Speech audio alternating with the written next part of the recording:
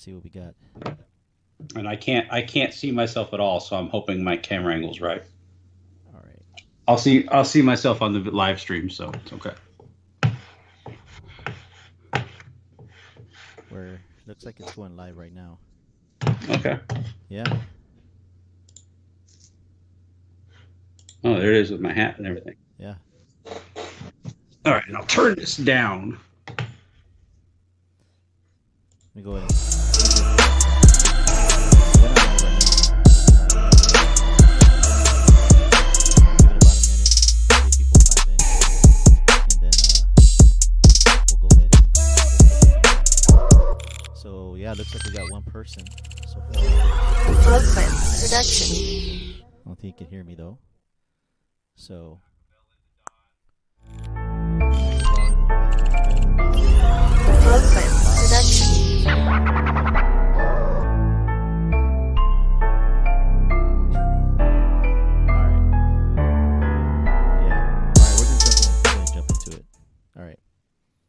All right, RJ. Looks like we're live. Welcome everybody.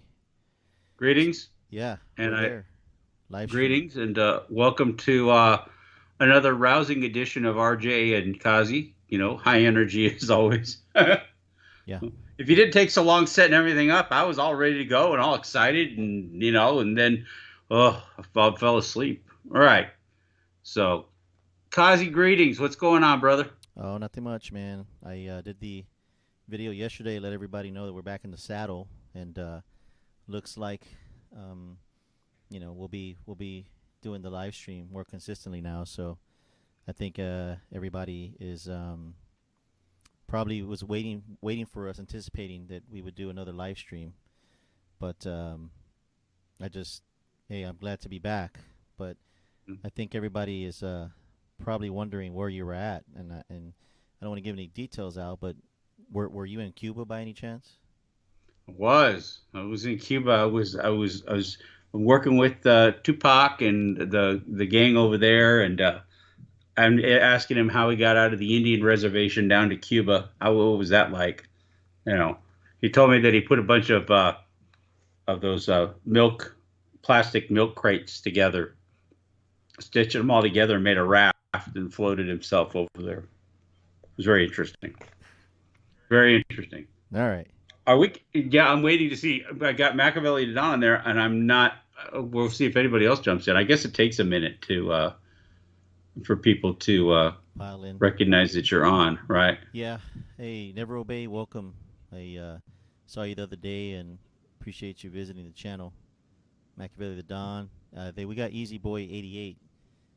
Sonny, he's in the chat room as well. So looks like we got about Is he? 9 people here He so far. So really? I'm only seeing. Oh, I only see a couple comments. Oh, wait a minute. I got talk chat on. Hang on a second. I want to see live chat, motherfucker. All right, there we go. Okay, that's better. It's better. Well, okay. So I think that there's been talk since we did our last podcast and our last live stream, and as you could tell by the comments down in my last live stream, there was a bunch of comments and people talking about Phil Carson's got the documents. Phil Carson's got the documents, and then I got chastised by somebody who claims to be a producer with Don Sikorsky. And actually, the name I guess was Nikki Can Be. What's up? I don't know. She claimed to be a producer for them, and I probably should read the admonishment, but I was strongly admonished of how would I know all of these things and how would I know all of these things. Look, Sikorsky talks to people who talk to people.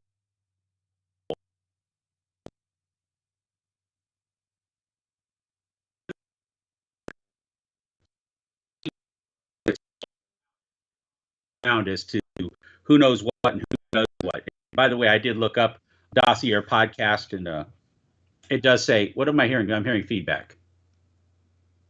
Was that on your phone, Kazi? yeah, you talking about the dossier? Yeah, on the dossier, she claimed to be a producer of the dossier. Well, let me explain something. In radio, producers are the ones that get the coffee for the on-air talent, okay? They're the ones that are kind of the low rung on the totem pole. Really, only movies are when a producer has more value than the talent or more value than the director. That's usually how it works. In radio and broadcast, a producer is usually the one who organizes the show notes, who puts things together, gives and literally, like I said, literally goes and gets coffee for the on-air talent. They're kind of like second level players. And I did look at the IMDb for the dossier, and funny, there's no Nikki listed as a producer on that one. So maybe she should spend more time worrying about making sure their IMDb is up to date rather than trolling me about what we talk about. But I am going to talk about it for a minute because it's important. Okay, how many people we got on the cast now? I'm confused because I have no idea how many people are on the show right now. What do we got? There's 10 so far. Okay. 10, but we've only been on for let's see here. I think about 2 minutes. So it's going to take a little bit of time because nobody's come to my channel, and you've been more consistent with doing the show. So. Well, should I do something on my channel? Should I do something on my channel and notify people to come over? Would that help? Word might get out. Nah, I say let's just roll with it. I think we'll get people that'll pile in. Maybe so what have you been doing during all this time that we've been away from each other? Let's see here. I've been working and been doing some other things to make money, legally, of course. And, oh, you're not you're not money laundering and drug dealing? No, man. I hear you can go to jail for that for like a long time. Yeah, no, I hear you could be away from your kids and shit for a long time. I don't think jail and prison's for me. So yeah. Sounds like a real fucking party, Right. But that's okay. Some people that's their life choice. That's what they choose to do. So more power to them for sure. I don't want to get until we can get some people. Bring truth to life. What's happening? Cypress Gardens. What's happening? We get some more of the knuckleheads piling in here. Then I'll start talking about really kind of our main topic. I haven't heard anything more from Frank's niece. She kind of did her blurb and then went away about the Tupac footage and how Frank Alexander ripped her off and stuff like that. Look, I called her out on it. I mean, it's a lie. It's a bunch of bullshit.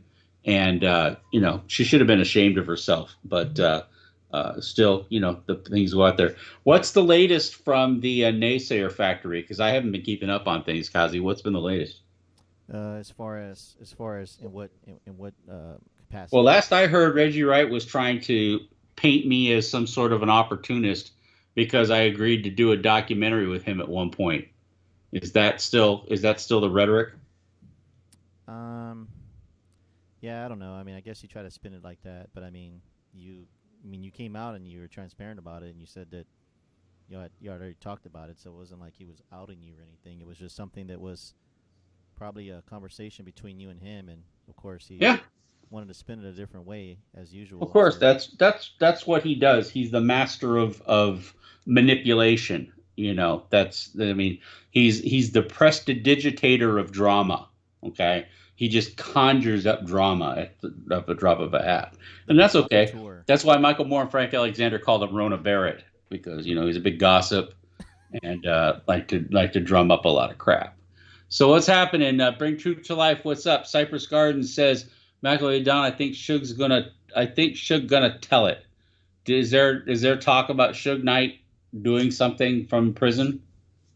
Not that I've heard of, but I mean it's been pretty quiet though. I mean he hasn't really been haven't heard much from him, so I'm sure he's doing okay. Yeah. Well, Ken B says he likes the M hat. Thank you. You have to know what the M hat's about to appreciate it. Thank you very much for that. Good comment. Shig needs to tell it all. He needs to get a book out ASAP.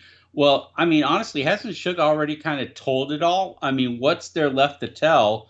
He's done documentaries, he's done things, and he's told 18 different stories on the same events and contradicted himself 100 times. So, maybe if you could tell the right story, it would be good, But then when you're going to read it, you're going to say, well, okay, is this the right version or is this yet another version, and what do you believe? And that's the problem with people who lie all the time, is they tell one thing to one guy, tell another guy, and they lie constantly.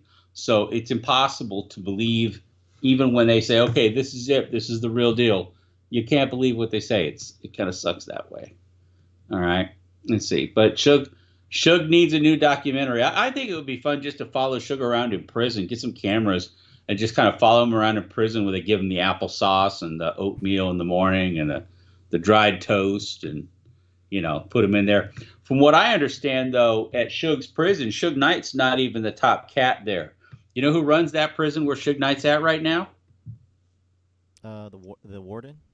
No. Even though they're the warden, and they have gang like the correction officer gangs at the prison. But no, the one civilian wise, you know who the top cats are at that prison that Suge Knight's at right now? The Mexican mafia? Nope. The Menendez brothers. If you remember Lyle and Eric Menendez, they were the ones who killed their parents. Oh yeah. And the rich kids, and they've got apparently a quadrillion million jillion dollar inheritance bank account. That's why they killed them in the first place. And they have an aunt who's apparently the executor of their estate, and so she sends them all the money that they want into prison, and they are literally first in line for everything. They basically control that prison. They pay off the guards and do all that stuff. That's what they do. So they definitely have. Hey, let's see here. RJ, going back to what Frank Alexander's niece said, did you ever address that in depth and let everybody know the true story behind what she was alleging? Yeah, I did it in the podcast. I did it in the first season 1, season 3, episode 1 podcast. I did it. I go listen to the podcast. It was a real good one. In short, and I don't even want to waste my time talking about it because it's such a damn travesty. But she had her 5 minutes in the sun famous for 5 minutes, and now she's back to obscurity again. And I hope that what is it? What's the name of that website that put her up to it? I don't know. It's some website where the guys. I don't even know the name of the website. I mean, the guy. Well, we'll just call it the piece of shit website. Just listening to him. The liar website. But I think it's called like I don't know, the crap show. I don't know. Yeah, the shit show. Yeah, right. That's what they should just call it, the shit show. Welcome to the shit show. So I'm looking at the comments, and somebody says, apologies for yesterday's confusion in your last video comment section. Was there confusion in the comment section? Well, let me just be transparent here, okay? So several people want to know if I have an Instagram. Let me just come out and say it. I don't have an Instagram. People ask me if I have social media. Don't have it. It's just too distracting. And then people ask me, how come I don't show my face? I tell them I'm a radio personality, and I don't think either which way anybody's going to want to see what I look like. So, yeah. I mean, it's not really important what I look like. I mean, I could look like Yoda, and that would be okay. So, yeah, so that was the communication that was going back and forth. But just to let everybody know about tonight's show, we're going to have 2 clips that you probably haven't heard before. I don't know, RJ, have you played them before, or have you not played them before? No, they've been played before, but I think people need to get reminded here in all of the and it's funny, great timing. Sports Savant says, RJ, I like you, but you got to stop hating on anyone who puts something out that isn't you. That's not true at all. And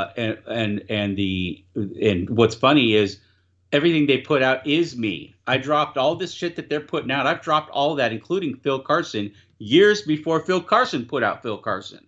Okay, so let's not say that I'm hating on anybody. I'm just keeping it in perspective and saying, hey, I'm putting out the documents. Where are yours? Okay, everybody. I mean, everybody can sit there and say they have all the documents in the world, and then, that's Greg Kading said he had a bunch of documents, and it's funny because they talk about them, but then for legal reasons, apparently, this is what the go-to always is. For legal reasons, they can't put them out. Well, maybe you shouldn't be making comments about things that you can't back up with documents and just expect everybody to believe that you have them. I mean, that's kind of the sad thing about it. I mean, there was a document that just came out recently from Carson, or wasn't Carson, and that's probably clip. But let's roll the first clip. This is Russell Poole keeping it in perspective as to, you know, what Russell Poole believed, and you hear it from his own mouth. Roll it.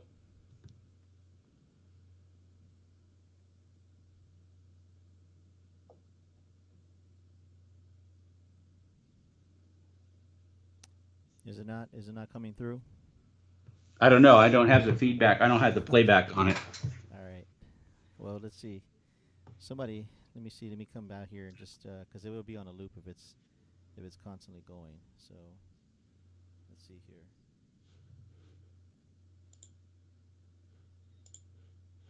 Let's stand by.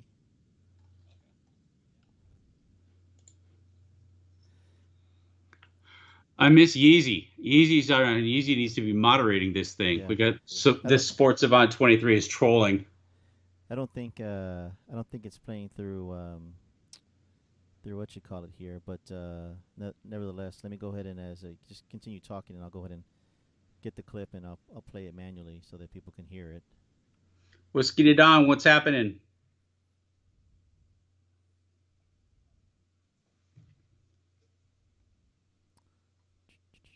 All right, here we go. You got it? So I appreciate RJ. You've been doing good work. I mean, better than most investigators that I.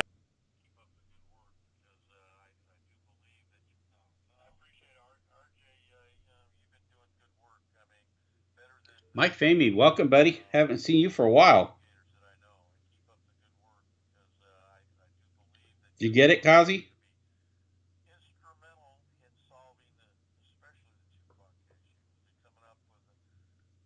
Yes, no, maybe so.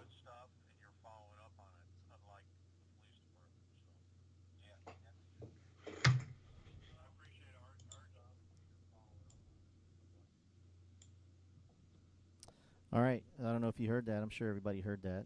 So that was Russell Poole. They said it's low. Hang on a second. Yeah. If you want RJ, go ahead and just. I appreciate RJ. You've been doing good work. I mean, better than most investigators that I know. And keep up the good work, because I do believe that your work is going to be instrumental in solving especially the Tupac case. You're coming up with good stuff, and you're following up on it, unlike the police department. So, yeah, ain't that the truth? Ain't that the truth? Got that right. All right. So you guys need to be reminded about who Russ Poole was backing at the end of this. Russ Poole believed that Phil Carson was involved. He actually knew Phil Carson. They didn't work together directly. Phil Carson brought him in and interviewed him as a witness at the time. Again, Carson, they just dropped a document that was, I take it on faith from some people that showed it to me. They said it's supposed to be some sort of a bombshell from the LAPD. It was in the LAPD documents about the Wallace shooting. And they didn't show the whole document. They only showed part of the document. This is very much reminiscent of when Greg Kading put out the Keith Davis thing and showed like the top of the page and blacked out the rest of the page.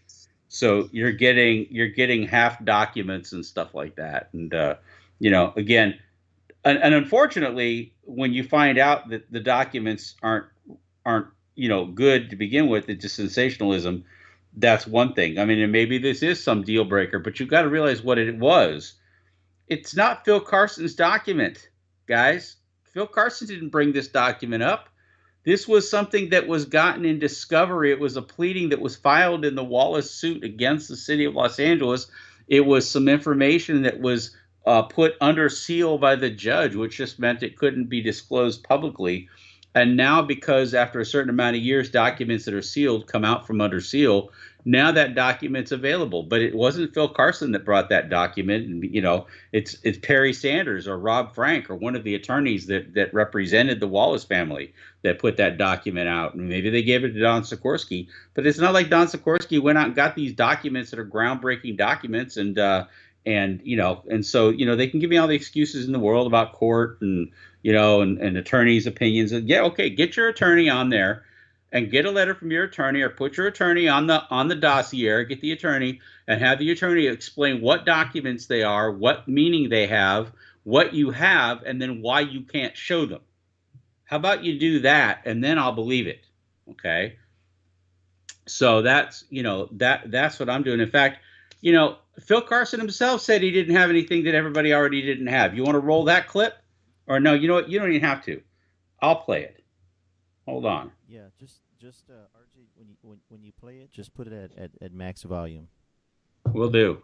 All right. I didn't walk out of the FBI office with. Here you go. I didn't walk out of the FBI office with, like, case files and all that sort of stuff. I have notes. I have stuff. People out there have these documents. I mean, there's these documents that are out there. Okay. Play it again for you guys. I didn't walk out of the FBI office with, like, case files and all that sort of stuff. I have notes. I have stuff. Yes, stuff. People out there have these documents. Well, there you go. And people out there have these documents. Okay. So, yeah, he's got his notes, and that's good. I'm glad that he's got his notes. Cops take their notes when they retire. They're allowed to take their notes and things like that. But, he admitted himself that he doesn't have, his case files. If he had his case files, that might be a different story. I mean, that would be cool. But, interview tapes or anything like that, again, I say to Nikki or whoever it was that was on, Sikorsky's people that wanted to say something, listen, I'm not bagging on Phil Carson. I'm hoping that he produces the documents. Please put them out.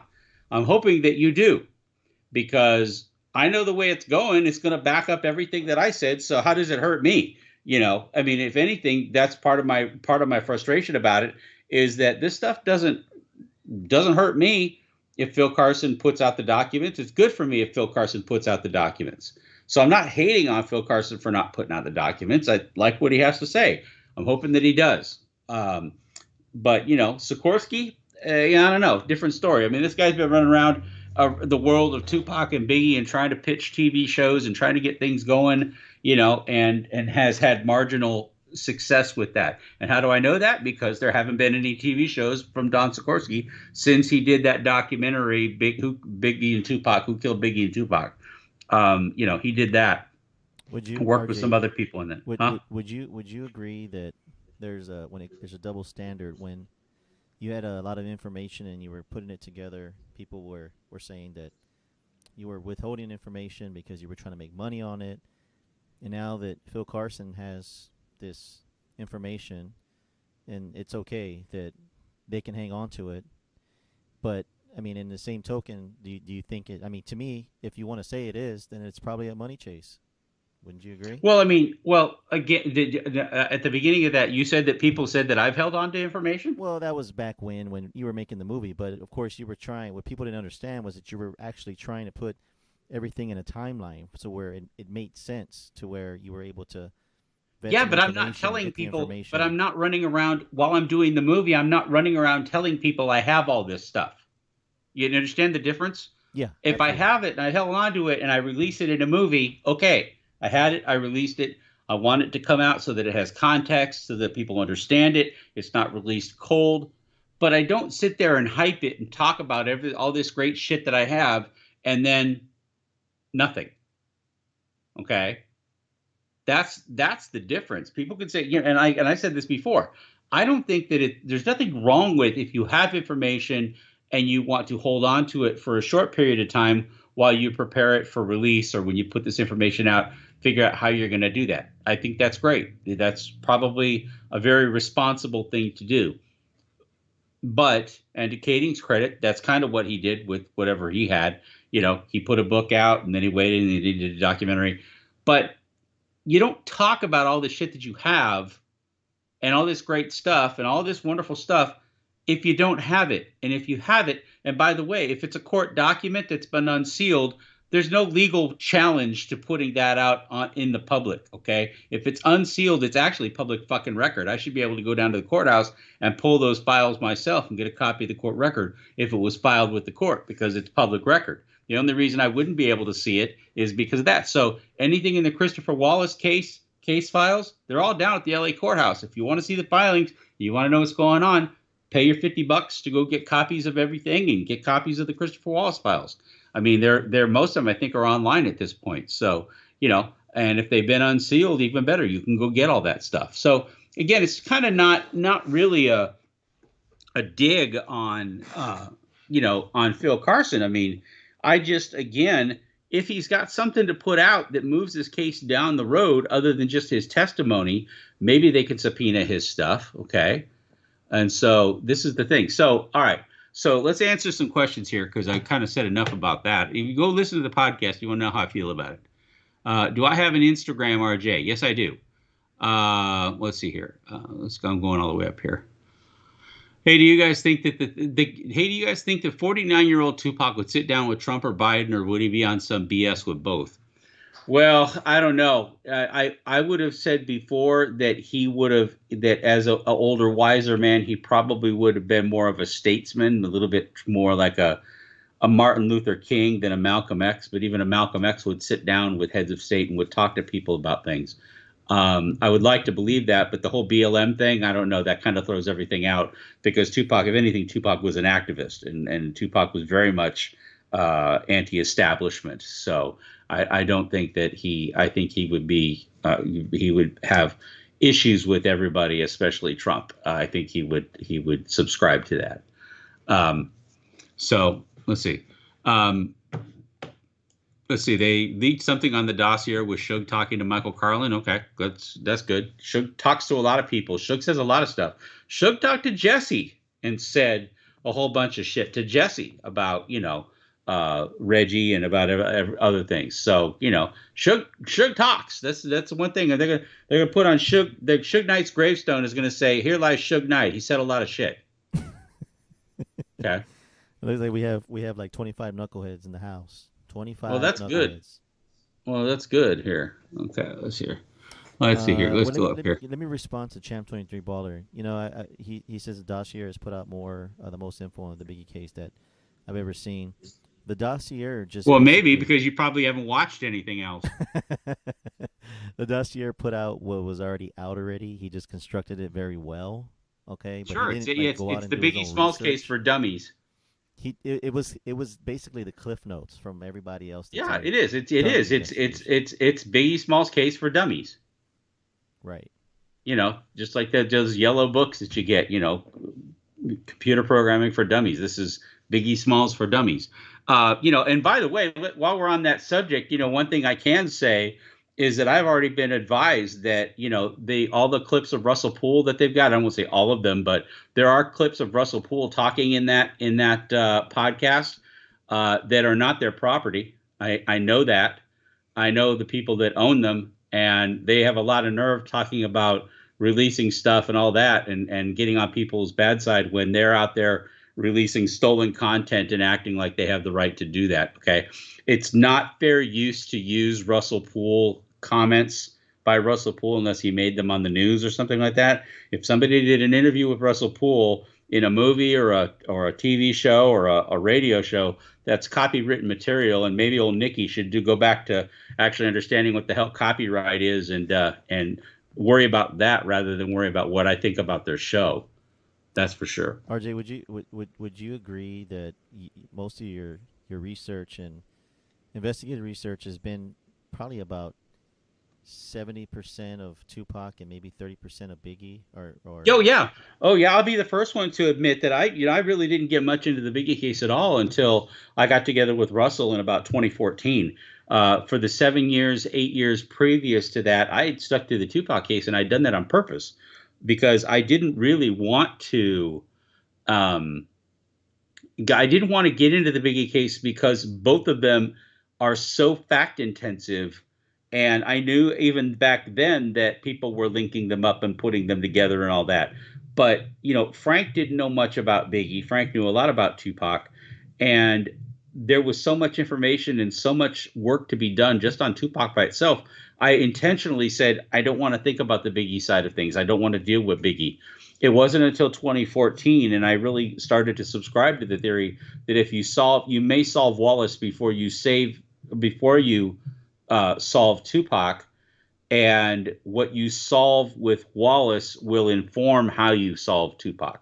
I still believe that. So I do think that's Wallace is certainly the most smoking gun case out there in terms of information. I mean, the LAPD got fined $1 million for hiding evidence. I mean, what do you say? What more can you say than that? I mean, Let's ask this question: Yeah. How long will it take before there's an uproar against Phil Carson for not releasing the documents he says he has? How long will it take? You think it'll take? Oh no, there won't be an uproar. There No. won't be an uproar Okay, so because people I mean, you look think at Greg people will wait, Kading. I mean, he hasn't 3 or put 4 it. He hasn't years. put. I mean, I don't think he's put 3 documents out since he started this whole thing. Wrote a book and did a whole documentary and put out 3 pages of documents. And you don't see a lot of people running around demanding that he put anything out. So so that's it. So let me address a couple of things up here. Okay. I saw on your Twitter that Don Sikorsky or one of the dossier people tried to contact you via email. No, Truth to Life, they posted something on a YouTube, on my live stream YouTube comments, and I responded back. No one's tried to contact me via email. I I have 2 email accounts. Everybody knows what they are. And as I always say, RJ Bond, what I know at Outlook.com, nobody's tried to contact me about anything. They don't want to talk to me. They don't want to talk to me because, again, like I said, they're out there poaching other people's materials and stuff, and I don't stand for that shit. Okay, so I don't. They're playing like they are. Listen, let me tell you something. Don Sikorsky knew who I was back before City of Lies was put together. He was one of the producers on City of Lies. Don Sikorsky knew who I was back before City of Lies, and that takes you all the way back into 2015, 2016. Everybody knows who I am, Kazzy. They didn't want to deal with me because they thought that I corrupted Russ Poole in his later years with my tinfoil hat nonsense that Russ believed, and it's kind of funny that they would say that because, even the people that respected him the most or said that they did started bad mouthing Russ because they didn't believe that Russ was a good detective anymore, apparently, because like Sergio Robledo, people like him of his ilk, they started saying that Russell Poole started subscribing to conspiracy theories, and that's what they call anything we talk about, is conspiracy theories. Anything that's not their narrative is conspiracy theories. And yet they don't let Russell Poole be his own man. And you heard what Russell Poole had to say about the work that I was doing. Okay. Russell Poole was a great detective. You don't stop being a great detective just because you get a little bit older or you're not in the police department anymore. If you're a good detective, you're a good detective. And all these people who were making a movie about Russell Poole and idolizing Russell Poole and setting up Russell Poole to be this great detective, then turn around and say that he was gullible enough to fall for R.J. Bond's conspiracy theories. Okay, so that was their MO going into it. And even Carlin knows this because even back during those times when, Carlin and I were talking to everything, they were making City of Lies. They didn't call Carlin. They didn't call me. They didn't call anybody who actually knew Russ. I mean, his family, but anybody that worked with Russ professionally or worked on the cases with Russ for what he was like in his last years. And of course, they got it so horribly wrong. Unsolved, I understand, because they didn't know Russ at all. I get that. But for City of Lies to get it so wrong about what Russ was like in his last years, that was a fucking travesty because these guys, but it was, again, because they didn't bother to reach out to people like me. But Don Sikorsky's known who I am for years. We're talking probably 5-6 years minimum. He's known who I am. And if he didn't, there's 5 people that would have told him. So, you can't ignore it. You can't do your research. That's why I've been in countless Tupac documentaries on A&E, Discovery Channel, Reels. I've been all the AJ Benza shows. I've been interviewed on all of these shows. You cannot not discuss the subject matter of Tupac or Biggie and my name not float across your desk at some point. Okay. Yeah. I've done 5 commercial documentaries and written a damn book. Okay. You can't not do that. So to sit there and act like Sikorsky is this guy that's just wandering around blind about things, and R.J. Bond is on the attack because it's a lot deeper than that.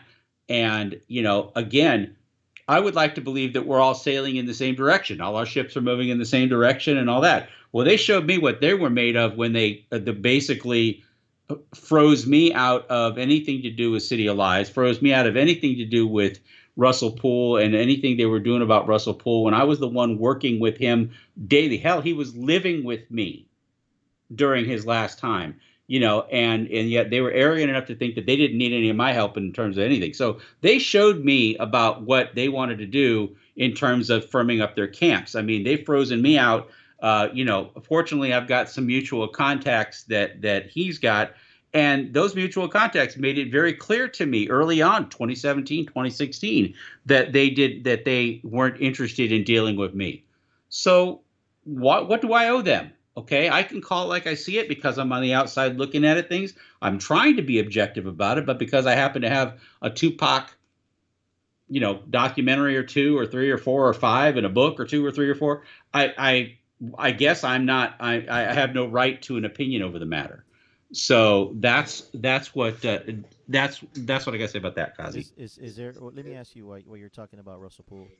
Of course, we all know that um, Kurt Poole's his son, and he's pretty excited about everything that's taking place. Is there anything that you want to share about Kurt Poole at all? No. My conversations with Kurt Poole are between Kurt Poole and me. Okay. No, if Kurt Poole wants to say something, Kurt can speak on his own. I don't have to speak for him. Okay. Other than the fact that we do have a good relationship, and it's one of respect, just like I had for his father. Champ 23 Baller, welcome to the show. I think, she says, RJ, you don't even believe your own half-dead theory in your movie. Laugh my ass off. Okay, well, I don't. Well, who knows what I believe? And I think he goes down later on to say something about Reggie said something about it. Okay, well, you know what? I don't really give a shit what Reggie says. You wouldn't even say yes to Reggie when asked.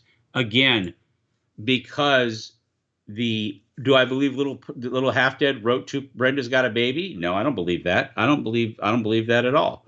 But I do believe that there is credibility in the patent letter. I do believe that. I do believe that the patents were the ones who said that Little Half Dead did it. Now, do I have to believe Little Half Dead did it? No, but I can believe that the patents put it out there that he did. Okay. So when you say my theory, that's not my theory. That's what the patents put in a letter, and I reported the letter. Okay. What my theory is on things, it's kind of my business. But if you guys don't know what my theory is, and you haven't been watching the 8 hours of programming I put out, and hundreds of hours of YouTube videos and hundreds of hours of interviews and books. If you guys don't know what my theory is by this time, don't say I don't believe my theory. I haven't changed my theory. I have never changed my mind about it, and I'm not going to start. Okay. But again, Reggie fans can say what they want to. Let's see here. Does RJ have any more conversation of Reggie Wright's wife and Michael Moore? Reggie Wright's wife and Michael Moore. I don't think that was Reggie Wright and I'm sorry, Michael Moore. It was Reggie Wright and Michael Moore's wife, right? Is that what I read there? You mean Reggie Wright and Michael Moore's girlfriend? Girlfriend, right? When she said, yeah, the one that she said the one that was around when he died, when he overdosed. Right, yeah. Well, she's the one. Okay, just so that, and this is a different topic. I don't want to spin the subject or anything, but she's the one that said that Frank Alexander was shot in the back of the head. Oh, what the fuck does she know? She can claim that Debbie Alexander said that all day long. Of course, but yeah, you're shot in the back of the head, so the police rule it a suicide. Right on. Stellar police work. Yeah, shot himself in the back of the head, but I don't even know how you do that. Rachel, okay. Welcome. Yeah, he fell on his gun backwards. Okay. So again, she wasn't there. She didn't know fuck all. She claims to have talked to Debbie Alexander. I'm sure she probably did talk to Debbie Alexander. Again, go watch the murder magic music show or whatever, murder mystery show, whatever the hell that show was called. I think it was the murder master music show. I think I did an interview there. I laid out exactly what I thought about Frank Alexander's killing and who was behind it and why. So, kind of lay that one out. I do not have any more conversation with Reggie Wright, and I never had any conversation between Reggie Wright and Michael Moore's former girlfriend. I don't have that. Jason Hahn says, RJ, Cohen, I have a question about the Wallace case. Is he watching? Answer yes. You go watch the dossier podcast. It will definitely answer whatever questions. If you don't know anything about the Christopher Wallace case, it is an informative documentary that takes forever. Okay. Fucking 8 episodes at a half hour, 45 minutes each. And they're still telling a story. I mean, Jesus Christ. Or who's the person that runs that podcast? Who knows? I don't know. Who knows?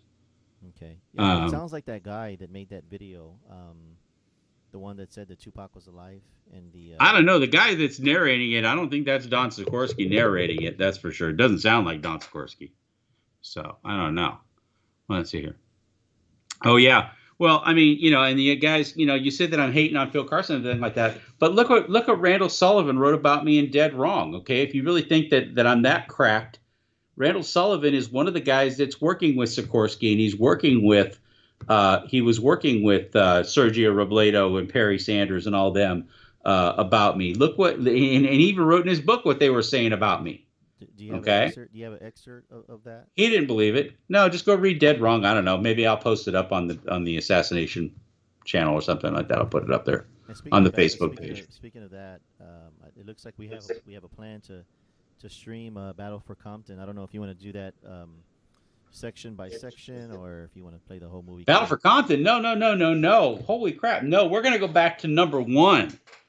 We're going to go back to the begin. And we're going to do that one live, and then we'll do part 2 live. And then we'll do Battle for Compton live, and I may end up actually poking another couple of documentaries, even maybe before I wake. Maybe we'll put that up there and stream that live too. Like I said, I got a court order right here, baby. It says that I can do whatever the hell I want to with that movie. You know what? I need you to do the Great Kading. Show the document like Great Kading. Oh, the Great Kading. I got my court order right here. Here it is. There's a Jack in the Box receipt. Yeah. Yeah, it says Stater Brothers on it. Yeah. All right, so let's check it out here. Gino Moulton, welcome to the show. What's happening? Rachel Zepeda, welcome to the show. I'm a little bit behind on these. RJ and Kazi, you ever watch Tupac Must Die by Glasses Malone? No. But Glasses Malone was good enough to record a song for the Tupac assassination soundtrack. Kazi, you got that right? Did you end up getting that? I know I sent it to you. I haven't listened to it, though. But you know what? I think everybody in the chat room would agree that is a hard soundtrack to find. You can find it on eBay. It is, but it is dope. I think it's the like songs on there are eBay, dope. But if you try to find it, obviously you can't find it in a store or anything like that. You can't. It's out of print. It's out of print. It's pretty limited. But a lot of good tracks from what I hear, but I haven't listened to it yet. And it's really crazy because I was asking you for it for about a good. Well, maybe what I'll do is they're out there. I mean, they're on YouTube and stuff like that. You can get them on YouTube. Just type in Tupac assassination soundtrack, and you can hear the songs on YouTube. But a lot of people have uploaded them on a playlist on YouTube, so you can catch it for sure. We have 30 knuckleheads in the house. 30. Well, we got to do better than that because I had 50 on the last live stream I did. So we got to start pumping these numbers here. Yes. But that's okay because it was on your channel, and I've been, like you said, people are more up on because I've been doing myself the podcast. But guys, come over here now and start listening here. I'm going to start doing my stuff with Kazzy as we did before. Yeah, and it'll be a lot more polished as far as graphics and music and things like that. It's just that we kind of did this on a wing and a prayer. So, yeah. So, okay, so Champ 23 Baller, who clearly has a problem with me, says they haven't included you. Okay, I get it. I don't need to be included. I need to be consulted. And if you're going to go off and do something fucking stupid and not consult the people that are part of somebody's life before they died, I mean, clearly, I mean, the funny thing about it was I know they consulted the family. So they weren't listening to anybody. Doesn't matter. Not me. They weren't listening to anybody. They weren't listening to his wife. They weren't, Megan. They weren't listening to his kids. They weren't listening to anybody because the way they portrayed him in City of Lies was a fucking travesty. Okay. That wasn't Russell Poole. Okay. Not at all. And so they weren't listening to anybody. So it's not a matter of me being excluded. There were a lot of people excluded, and that's the arrogance that dulls the pain of stupidity. That, you know, they say arrogance is the anesthetic that dulls the pain of stupidity, and I tend to agree with that. RJ, I got a question for you. I think you'll be able to answer this one. So, Chris wrote, "Love the show. What's your opinion on John Potash's book on Tupac and Biggie? Have you had any interaction with him? I know Frank did, but did you have any interaction with him?" Oh, I've talked to John Potash. It's been a while. It's been a while. It's probably 2017, 2016, 2017. I think is the last time I talked to John Potash. And we had a very nice talk. I mean, it was we have no animosity, nothing in between us at all or anything. And you know, and that shows that just because somebody doesn't necessarily agree with me or we have different theories about how things are, that I don't, you know, I can get along with people professionally just fine. You don't have to agree with me to, you know, to be treated professionally. It's fine. No, in fact, when I called John, I talked to John about the about his book, about the FBI book, and it was I think it was right after or just when I was doing the final cut of Battle for Compton, and I was talking to John about how close I am to his theory about the FBI, and of course, what have we learned about the FBI in the last 6 months? I mean, really, okay. You know, it really does point interestingly towards a lot of what John had to say, to find that parts of the FBI are so corrupt and so parts of the FBI are so, you know, so politically motivated, you know, and politics go a long way. Politics deal with race. Politics deal with a lot of stuff like that. So, you know, COINTELPRO and all that. But I called John. I said, you know, I'm not quite willing to go all the way to where you are yet. I'm not quite there. But with John, I was actually, I said, you know, John, but I got to be honest with you, man, I'm knocking at that door, because we talked about the corruption at the LAPD. We talked about the corruption in the Compton PD. We talked about these corrupt police. I mean, what's to say there's not corrupt FBI? And that was 2 years ago. This long before all this political stuff started happening with the FBI and the Russiagate and all that. That was all before that started happening. We started finding out that the FBI may not be the shining coin that everybody always thought that they were. They're not, certainly not the standard of excellence anymore. They've got a really bad name. There's a lot of good people that still work for the FBI, but they've got kind of a bad name right now. So for Potash or anybody else to say that the FBI is involved with things,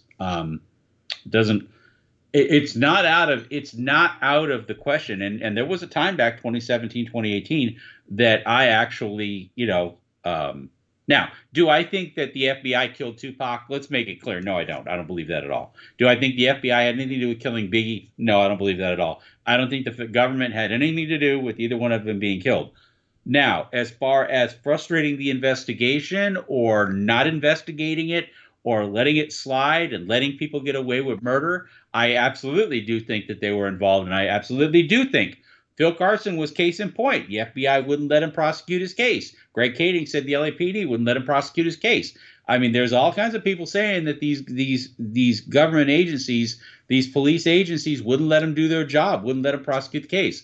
You know, LAPD was sitting on that. They had to be sued civilly because they still wouldn't prosecute the case. So, do I think that the federal government and the local police were guilty of obstruction and guilty of not investigating the case and letting evidence spoil and letting witnesses get killed? Yeah, I do. I think they're 100% culpable in that. But no, I don't believe that they actually killed them. I don't believe they put the hit out on them. I would say that too. I would say that the FBI was more of a cleanup project for them. But I would say that that would probably apply during the J. Edgar Hoover era, is when he was head of the FBI. That's Yeah. my opinion, but I don't think that going into the 90s that was still relevant. Well, J. Edgar Hoover had a hit list of people he didn't like, and the FBI Right. was a weapon of Hoover to go after people that he didn't like. So the FBI has always been a little dodgy in terms of what its real marching orders are and from who. Yeah. So I tend to agree with that. Let's see here. It says Easy Boy 88 Sunny says, Yo Kazi, you're avoiding or ignoring my question for the fourth time now. Any updates on Robert Seria and the Balboa Park video? Yes, there are updates on both of them, but you have to ask me. You can't ask Kazi. Kazi doesn't know shit about that. Okay. There are. Yes, there are. But since you keep asking and you keep saying, like, okay, if you ask me enough times, perhaps there are. Yes, we're moving forward with things, but I'm not going to be giving in detail what we're moving forward on, because if I did that, I will be no different than other people who have leaked stuff out publicly and put that. But again, this is different. This is not me saying, hey, look at all this stuff I got. I got X, I got Y, I got Z. I'm not saying that. I'm investigating the things that need to be investigated. And if they come to pass, then that's what'll happen. I will say that, yes, we're moving forward with Robert Seria. Yes, I'm making arrangements to do something pretty big with him that'll be pretty significant. But we'll see. We'll see when he becomes free to be able to do that, if we can make that happen. So, Okay. the Balboa Park video does exist. First time that you're talking about Robert Seria, or have you mentioned it before? I mentioned it on a live stream a while back, but no, I mean, I had Seria on the show. You remember that? I had him on the show. Oh yeah, that's right. That's right. Yeah, I had him on the show. So I got a short memory, man. That's what happens when you get old. it's okay. Yeah, that's okay. But again, why the hell would I talk about? I mean, honestly, why the hell? I mean, I mentioned Robert, but why the hell would I get into detail about Robert Seria? What I'm doing with Robert Seria? Wouldn't that paint a big fucking target on his back? It certainly will. I mean, we've already seen already what. Yeah. So I mean, why? I mean, how stupid do you think I am? I mean, I'm gonna sit there and I'm gonna talk all about that and put it all out there for somebody to go and clip the dude. No, I mean, prisons are rough, man. People can get in there and next minute you're there and you're in the shower and then you drop the soap and then you get shanked, and it's a rough environment. So I'm not inclined to talk about anything I'm doing, especially after Anton Beatty burned me with the confession letter stuff. I'm not inclined to tell anybody about anything I'm working on. And that, again, is the difference. I don't care if Bill Carson or Perry Sanders or anybody else wants to work on something and they don't want to talk about what they're working on. I respect that. If they're sitting on documents and they don't want to talk about it because they're investigating it or they're waiting for the right time, they're going to put in a documentary, fine. No crime there. But don't hype and talk about what you have and then not show it. I think that's irresponsible. Would you not agree? Well, yeah, we've seen it, but for the people that don't know, they've already leaked information already that spoiled really an investigation that they could have done. They could have just went and did what they needed to do, and then they could have wrapped up their investigation and said, you know what, we looked into all these things, and we didn't find anything. But they discounted it from the beginning, and that's what ruined everything. So, yeah. Yep. Well, and Rachel, holy mackerel. No, that's really nice. Thank you. You know what? Our RJ Bond, what I know at outlook.com. That's my email address. Why don't you hit me up on that email address and then I'll send you something back. I'll send you some information back. But yeah, we have an address that you can send stuff to. Absolutely. 100%. So, you know what? I hope Biggie's murder gets solved too. Again, how did they ruin anything when you said it's all out already? Well, they haven't ruined anything. They keep talking about that they've got stuff. And again, they keep talking like it's stuff that nobody's heard of or seen. And again, what we're talking about, there is stuff that people haven't seen. There's no question about it. There's tons of stuff people haven't seen. But just because people haven't seen it doesn't mean it's necessarily new information. Okay? The stuff that's coming out that was held under seal at the in the Christopher Wallace case, stuff that wasn't admitted into evidence, that's all stuff that if it's out from seal and it's unsealed, There's nothing wrong. The attorneys can put that out. In fact, the attorneys can put it out anyway if they wanted to. Okay, the case is over. Okay, case dismissed. The case is over, and they keep talking about maybe they want to refile, maybe want to refile. That is not an unlimited and an endless thing to refile the case. You have two ways you can file a case without getting into statute of limitations issues. Number one, on new discovery, or when like an error or something like that, until a child of that person reaches a certain age. I think it's 18 or 25 or something like that. But there's only a finite amount of time that you have to file these things. And yeah, can you file it? Sure, anybody can file anything in the state of California. You can file whatever you want. But the legal problem that's going to come later is the challenge to the statute of limitations. And if the judge is inclined to want to believe that, that case is going to get thrown out based on that. You know, I'm not an attorney, so I'm not giving legal advice here, but I do happen to think that I think that refiling the case would be problematic. And yes, is Phil Carson a good witness? Yes, he is. But again, witnesses are witnesses. Frank Alexander was a good witness.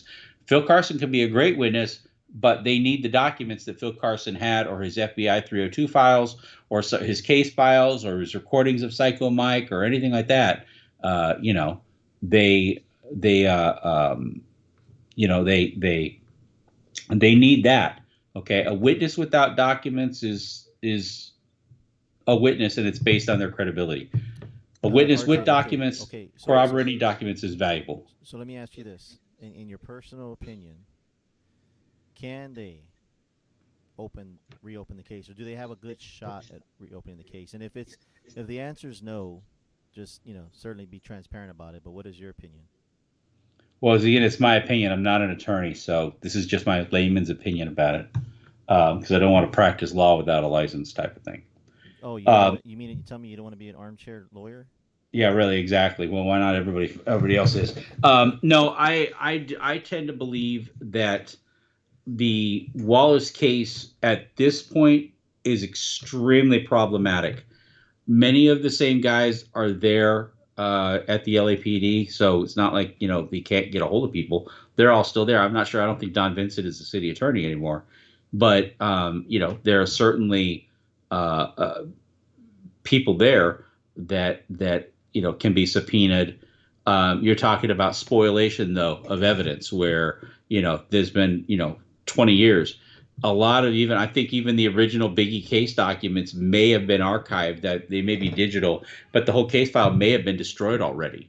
So, it's all that information, evidence and stuff like that, that's hard to get, even with the FBI and Phil Carson's investigation. As it goes 10, 15 years in the investigation, that stuff goes away. Witnesses' memories get foggy, people get older, people get less motivated to want to talk. So I think the case is extremely problematic. I think it's far from a slam dunk. Even Russell said that the case was a nightmare to try to prosecute.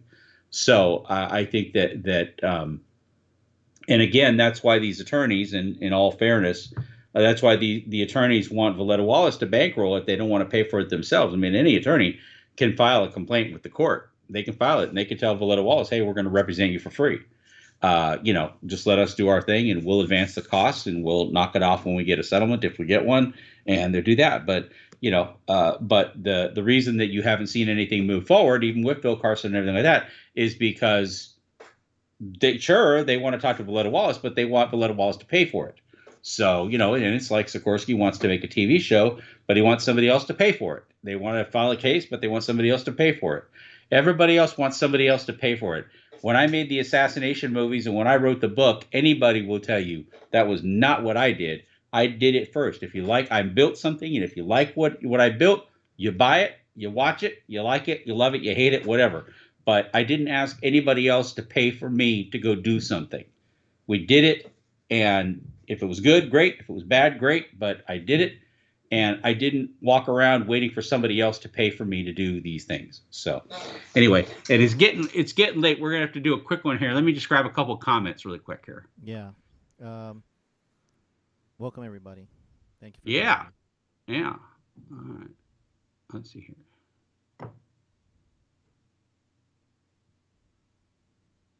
Let's see here.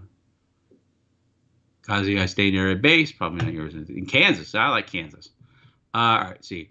Kevin James says, I would give anything to have the audio of what Reggie said on Rel's live. I'm telling you guys right now, I would have never, ever have said it if it wasn't true. Put that on my soul. Oh, I'm sorry. What did you say, Kevin James? I started to say something about that fool. The last time I did, I think they hated on Anya. I hated on a favorite in the chat. Won't be doing that anymore. What Kevin James? Tell me. We appreciate you too, but just don't. Michael West said, "I never knew Michael Douglas Carlin recorded Suge talking about Biggie's murder."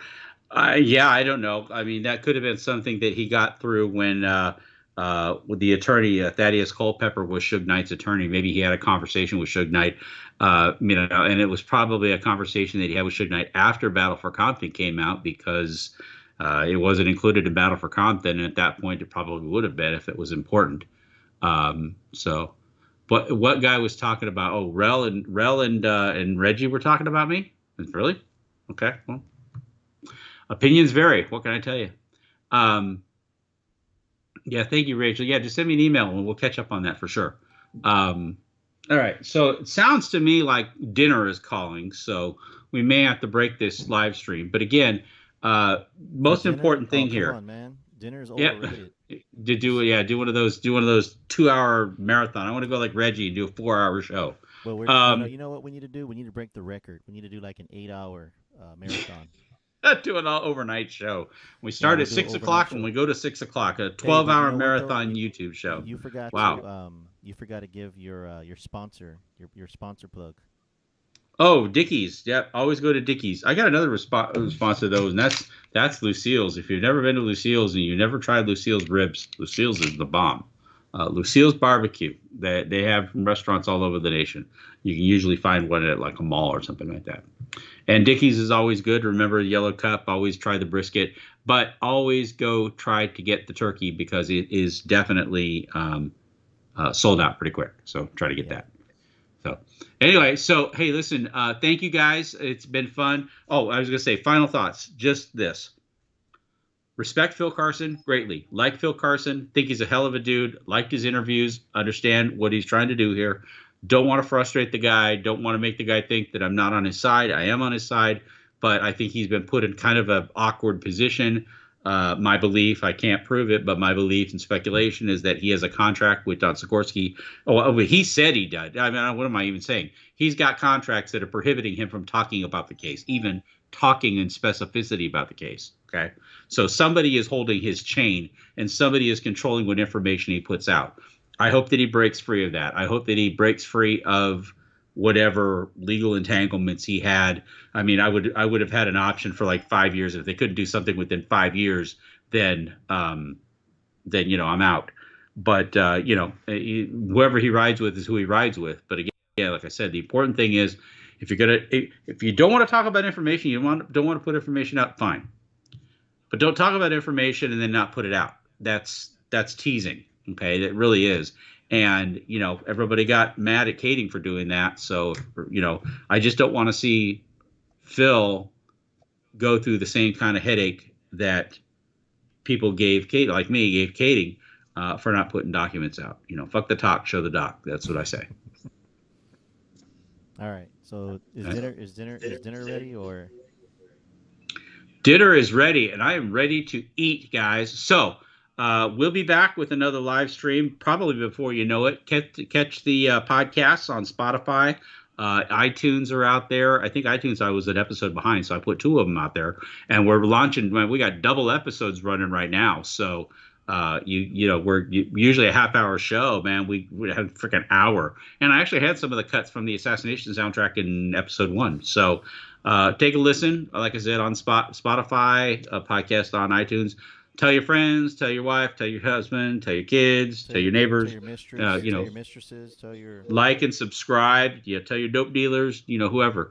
Like and subscribe always to the channel, and we'll catch you guys later. Okay.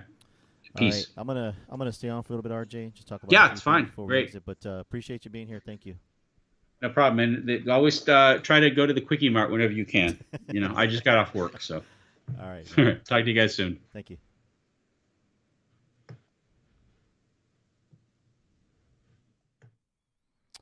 All right.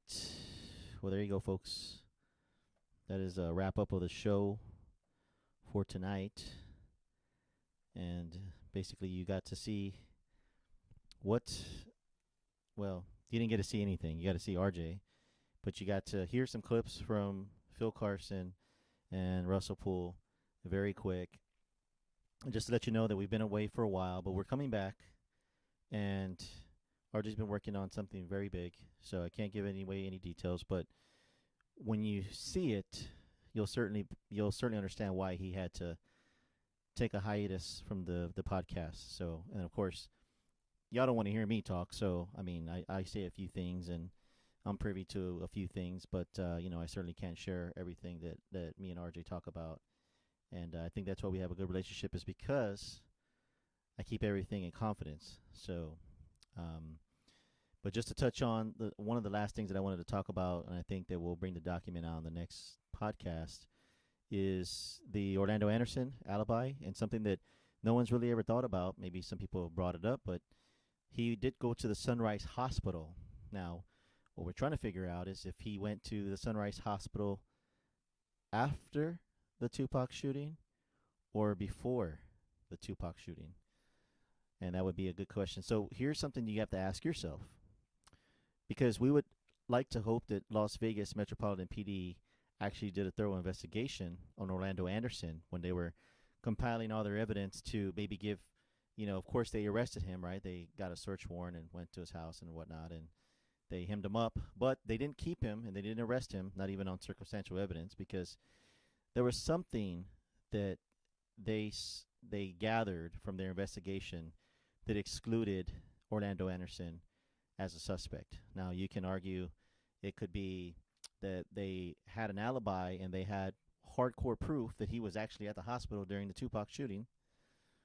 Or you could also say that, there is, he was, the timeline doesn't match up just because of they went downstairs and questioned him, and, they had him on camera and things of that nature, and they've only released so many minutes or seconds or whatever you want to call it of footage of him in the casino.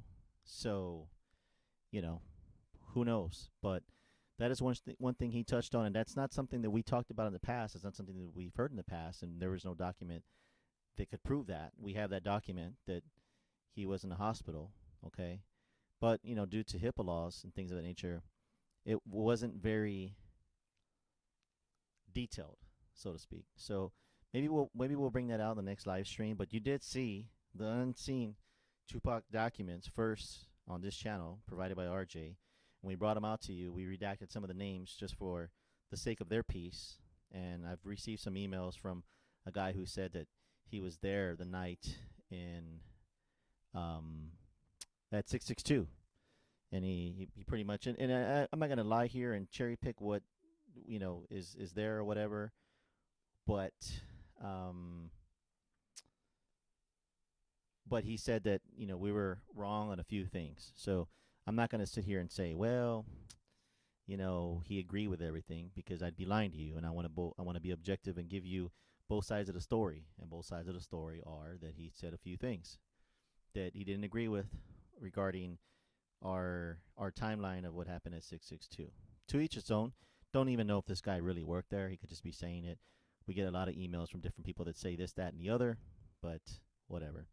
So anyhow, I'm not going to talk your ears off. I'm going to just read a few more questions here, and then I'm going to exit.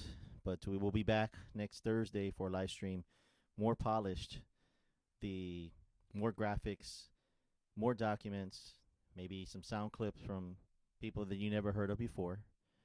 And, that'll keep your interest here for the Tupac case. So I'm going to read a few more comments here, and then I'm going to take off. So the guy you're talking about, Easy 8, Gus Barbecue in Pasadena is way better. All right. Reggie said hit would have never seen it coming. I buy houses. Welcome, man. Saw you here. Miss Gang Smashers, welcome. Big 21, peace out, man. Take care. Your mod, LOL. What's up, man? How you doing?